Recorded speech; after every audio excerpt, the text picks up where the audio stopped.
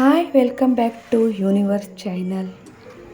So ನೋಡಿರಿ, ನಾನು ಮಾರ್ನಿಂಗೇ ನನಗೆ ಯೂಟ್ಯೂಬ್ ಮಾಡೋದಾಗಲಿಲ್ಲ ವಿಡಿಯೋ. ಸೊ ಈವ್ನಿಂಗ್ ಮಾಡ್ತಾಯಿದ್ದೀನಿ. ಸೊ ನನ್ನ ಚಿಕ್ಕ ಮಗಳಿಗೆ ನಾನು ಸ್ಕೂಲಿಗಿಂದ ಕರೆದಿತ್ತು, ಅವಳನ್ನ ಕರ್ಕೊಂಡು ಬಂದೆ. ಹಾಗೆ ನೋಡಿ, ನಮ್ಮ ಮಗಳು ಎಷ್ಟು ತಮಾಷೆ ಮಾಡ್ತಿದ್ಲು, ದೊಡ್ಡವಳು. ಸೊ ಅದಾದಮೇಲೆ ಮತ್ತು ಚಿಕ್ಕವಳು ಬಂದಳು. ವಿಡಿಯೋ ಮಾಡಬೇಕಾದ್ರೆ ಅವರಿಬ್ಬರು ನನಗೆ ಇಷ್ಟು ಕಾಡ್ತಿರ್ತಾರೆ, ನಮ್ಮ ಚಿಕ್ಕ ಮಗಳು ದೊಡ್ಡ ಮಗಳು. ತುಂಬ ಅಂದರೆ ತುಂಬಾ. ಇವಳು ನಮ್ಮ ಚಿಕ್ಕ ಮಗಳು, ಇವಳನ್ನೇ ಕರ್ಕೊಂಬರೋಕ್ಕೆ ಹೋಗಿದ್ದೆ ಫ್ರೆಂಡ್ಸ್. ಹಾಯ್ ಅನ್ನಮ್ಮ, ಹಾಯ್ ಅಂತಾರೆ ನೋಡಿ ಫ್ರೆಂಡ್ಸ್. ಇವಳು ಚಿಕ್ಕವಳು, ಇವಳು ಎರಡನೇದವಳು. ಸೊ ಹಾಗೆ ಒಂದು ರೆಸಿಪಿ ಮಾಡ್ತಾಯಿದ್ದೆ. ಅದೇನೆಂದರೆ ಪಾಲಕ್ ಸೌತೆಕಾಯಿದ ರೆಸಿಪಿ. ಫಸ್ಟ್ ಪಾಲಕ್ನ ನಾವು ನೀರಿನಲ್ಲಿ ಹಾಕಿ ಕುದಿಸ್ಕೋಬೇಕು. ಅದಾದ ನಂತರ ಸ್ವಲ್ಪ ಸೌತೆಕಾಯಿ ಅನ್ನು ಕಟ್ ಮಾಡ್ಕೋಬೇಕು ಸಪ್ರೇಟಾಗಿ. ಮತ್ತು ಟೊಮೆಟೊ ಮತ್ತು ಸ್ವಲ್ಪ ಬೆಳ್ಳುಳ್ಳಿ, ಸ್ವಲ್ಪ ಕೊತ್ತಂಬರಿ ಎಲ್ಲನೂ ನಾವು ರೆಡಿ ಮಾಡಿ ಇಟ್ಕೋಬೇಕು ಈ ಒಂದು ರೆಸಿಪಿಗೆ. ಸೊ ಇದು ತುಂಬ ಕ್ವಿಕ್ಕಾಗಿ ಆಗುತ್ತೆ, ನೀವು ಒಂದ್ಸಲ ಟ್ರೈ ಮಾಡಿ ಫ್ರೆಂಡ್ಸ್. ಇದು ಕುದ್ದ ಮೇಲೆ ಸ್ವಲ್ಪ ಒಂದು 5 ನಿಮಿಷ ಕುದ್ದ ಮೇಲೆ ಪಾಲಕ್ ಇದನ್ನು ಮಿಕ್ಸರ್ಗೆ ಹಾಕಿ ನಾವು ಗ್ರೈಂಡ್ ಮಾಡ್ಕೋಬೇಕು. ಮಾಡ್ಕೊಂಡ ನಂತರ ಸೋಸ್ಬೇಕು ಇದನ್ನು, ಯಾಕಂದರೆ ಅಲ್ಲಿರೋವಂಥ ಮಣ್ಣಿನ ಅಂಶ ಎಲ್ಲವೂ ಆ ಒಂದು ಚಾಣೆಯಲ್ಲೇ ಹೋಗಿಬಿಡ್ತೈತಿ. ಸೊ ತುಂಬ ಅಂದರೆ ತುಂಬ ಚೆನ್ನಾಗಿ ಆಕೈತಿ ಈ ಒಂದು ರೆಸಿಪಿ.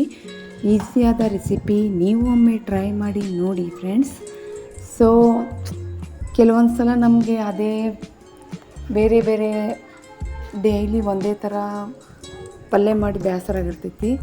ಸೊ ನಾವು ಸ್ವಲ್ಪ ವಿಭಿನ್ನವಾಗಿ ಮಾಡೋದ್ರಿಂದ ಚೆನ್ನಾಗಿ ಅನಿಸ್ತೈತಿ. ಮಕ್ಕಳು ತಿಂತಾರೆ, ಎಲ್ಲರೂ ಉಣ್ತಾರೆ ಮನ್ಯಾಗ.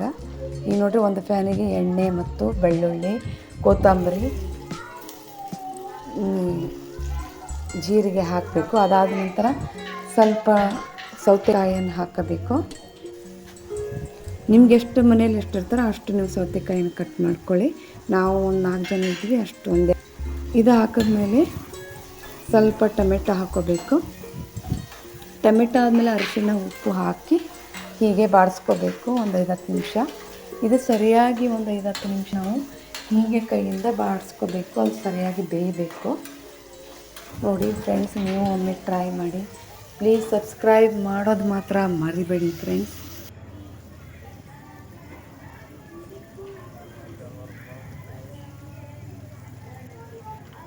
ತುಂಬ ಅಂದರೆ ತುಂಬ ಚೆನ್ನಾಗಾಗುತ್ತೆ ಈ ಒಂದು ರೆಸಿಪಿ.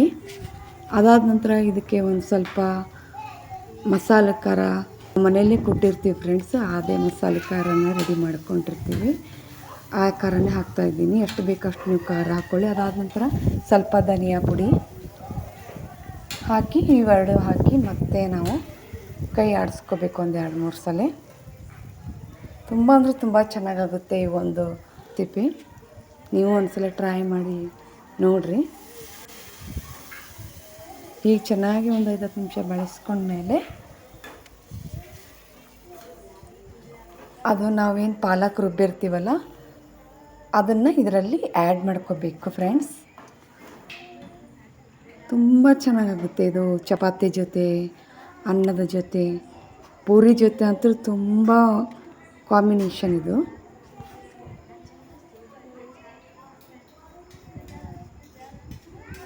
ಎಷ್ಟು ಚೆನ್ನಾಗಿ.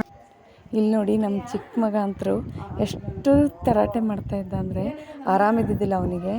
ಅದಕ್ಕೆ ಬಿಸಿನೀರು ಕುಡಿಯೋ ಅಂದರೆ ಎಷ್ಟು ಕಾಡಿಸ್ತಾ ಇದ್ದ ಅಂದರೆ ಫ್ರೆಂಡ್ಸ್, ತುಂಬ ಕಾಡಿಸ್ತಾ ಇದ್ದ.